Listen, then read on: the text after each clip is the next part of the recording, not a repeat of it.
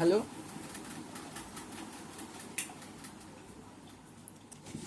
Hello. I'm Audit, Assistant Professor from Gargamel Institute of Technology. Okay. So in our continuous video lecture, right now we are study about the polarization. In our some previous few lecture, we try to understand of what is polarization and what is the properties and the characteristics of the polarization. So in this lecture, we try to understand the one another property of the polarization is called optical activity. Optical activity. Okay. So now what is that? We all know that. Suppose we get a transparent medium. Okay. Just take a transparent medium. If you insert a polarized light in between this specific transparent medium, after travel from this medium, the plane of rotation of this polarized light, the plane of rotation of this polarized light will be changed. It is getting some rotation. Okay, suppose this vibration is parallel to the paper, but this vibration is not parallel to the paper. It vibrates along some certain angle. The angle of the vibration will be changed and rotated, and such type of properties is known as optical activity of this medium. And this medium, the example of such medium is like quartz, sugar solution,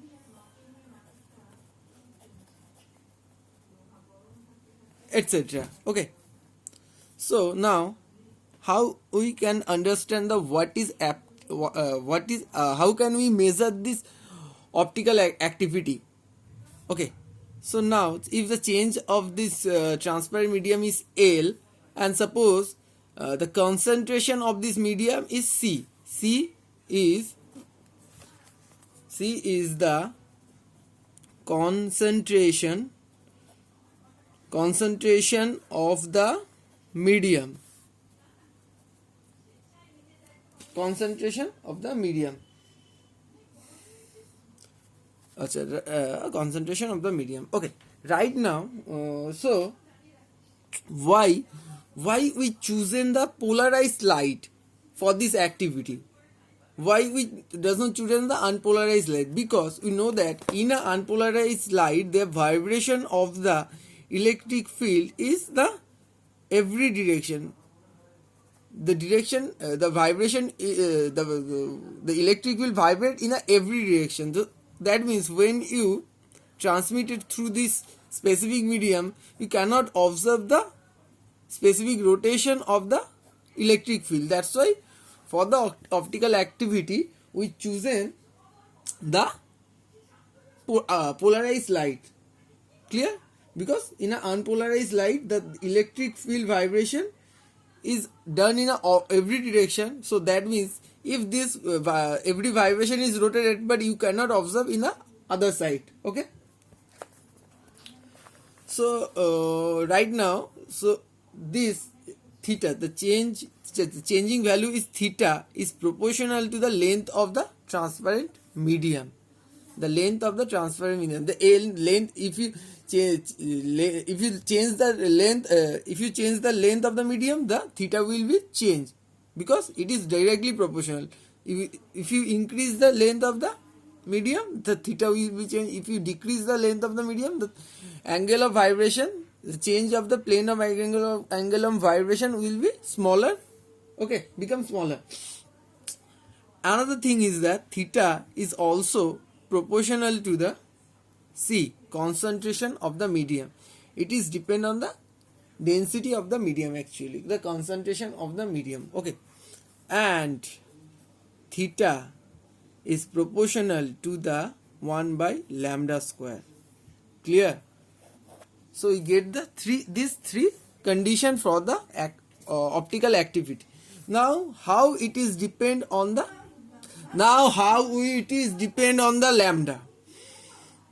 lambda. If you insert a polychromatic light, is here, polychromatic light with a polarized polychromatic light. Okay, that means this incident ray have a multiple number of wavelength. Clear? So that means the change of the every light, the rotation, the change of the angle of vibration for the specific light will be different. Suppose the change of the change for the red color, red wavelength is theta 1. The change of for the blue is theta 2. So that means it is depend on the lambda. So that means the displacement of the red wavelength is much less, because the wavelength of the red color is much higher than the blue. So that means theta 2 is always greater than the theta 1. So that means if you insert the polychromatic light in between in such specific transparent medium, the polychromatic light, every color is the vibration of this every color will be changed with a specific direction, because suppose this is the change of the R, red color is theta 1. Suppose this is for the blue, theta 2, like that. So every color is dispersed from the initial light, and such type of case is called rotatory dispersion. Clear? But in case of the polarized monochromatic light, the light have only one wavelength. So that means we can easily measure the change of the rotation of vibration. But in the case of the polychromatic light, the every different wavelength will be change its plane of vibration with every different angle. So the light will be slitted in a outside after transmission. So such type of thing is known as rotatory dispersion. Is it clear for everyone? So another thing is that suppose quartz is the example of the such type of medium. So it is specified by the L and R. What is direction the light is rotated? It is clockwise or anti-clockwise? If the rotation is done in a clockwise direction, is called right-handed or dextro-rotatory. Or if is rotating the clockwise, it is called left-handed. It's called levo-rotatory. Clear? It is called exolotary, it is called rotatory. This such type of angular change is called optical activity. It is clear for everyone? So now how it is done? Actually, I am showing you the specific mechanism. But in that case, in a lab, how could you set up this such type of activity? How? We take a nickel prism. This is the Calada plasma. You just insert a unpolarized light in between the Calada plasma. Clear? So unpolarized light. Clear? So it is diverted in a two different direction. Sorry.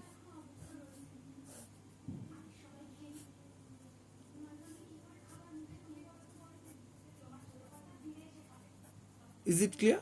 If you insert such type of transparent optical medium like quartz, if here you just see the change of the rotation of this plane of vibration. The plane of vibration will be changed in a certain angle. This process is done in a lab also. So this is the parallel to the plane and this is perpendicular to the plane. So this is this parallel to the paper, the vibration of the parallel to the paper which is changed in a certain angle is all. This perpendicular of the plane angle is also changed in a certain angle. Sorry, by the certain angle. Is it clear for everyone? This is the original setup for the optical activity. Now, how some observation fact of the optical activity. How could you observe by the optical rotation? There are two type of optical activity. I have already said that if it is clockwise, it's called right-handed or dextrorotatory. If it's anti-clockwise, and it's called left-handed or levorotatory. Now we can try to observe what is coefficient of optical activity. I have already said that this is the length, this is the vibration of the incident light, polarized, this is the transmitted vibration of the transmitted light, this is the concentration of the media. Now L is the length of the medium,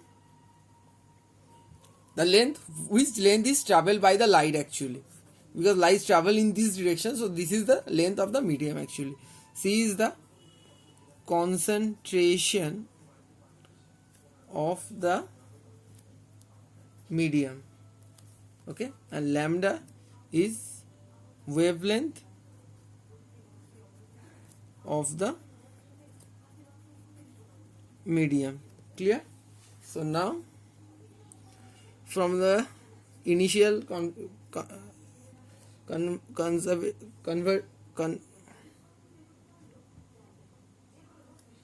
initially I am say that theta is proportional to L, theta is also proportional to C, and theta is also proportional to the 1 by lambda square. Okay.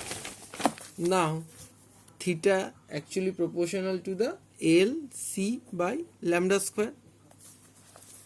So if you equated this one, S L C by lambda square, where S is called coefficient of optical activity. Is it clear for everyone? So this is the mathematical expression of the optical activity. Another thing is that this optical activity, the change of the angle of the specific medium is depend on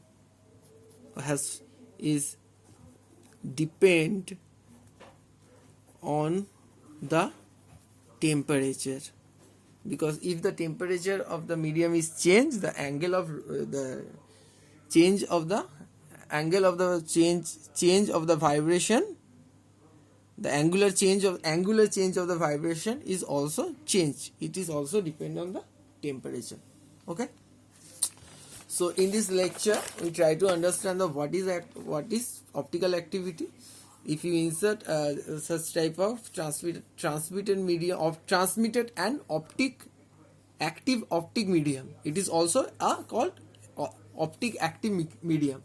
If you insert such type of polarized light, the change of the vibration of the plane of this polarized light is changed after the transmitted through this medium, and this phenomena is known as optical activity. And which medium is very specifically very much active is depend on the such type of things is known as length of the medium, concentration of the medium, and the incident wavelength of the medium. Okay. If it is polarized light, if it is a polychromatic light, the change of the because if it is polychromatic light, but polarized polychromatic light, the wavelength vibrated in a one direction, but also there is a various number of wavelength is available in this light. So when it is transmitted through this medium, the change of the vibration of this wavelength waves, the vibration of this wave, the angular the vibration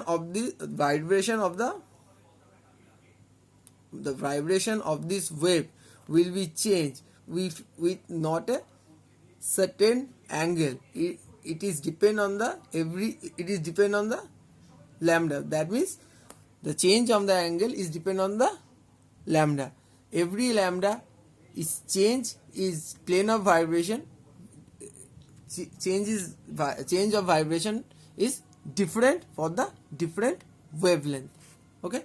And such type of for the if the plane of vibration of the various lambda is changes, the light is split in a different color. Suppose this is a white light, the 7 colors split in this output. So such type of thing is known as rotatory dispersion. Okay. And the thing is that if the light is rotated in a clockwise direction, if suppose this is the plane of vibration, this is the medium. Okay. If light is rotate in a clockwise direction, is called right-handed or dextro rotatory medium. Or if it is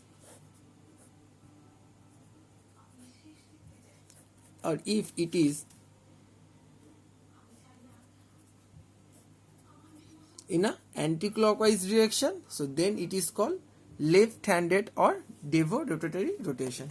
Then we try to find out the coefficient of the optical activity is because theta is proportional to L, C and lambda square. When you equate this expression, theta is become S, theta is equal to S L C by lambda square, and this is the expression of the optical activity. This one is called coefficient of the optical activity. Okay, it is clear for everyone. So in this our next lecture we try to understand another phenomena, another property of the polarization is called specific rotation. Okay, so thank you for today. Okay.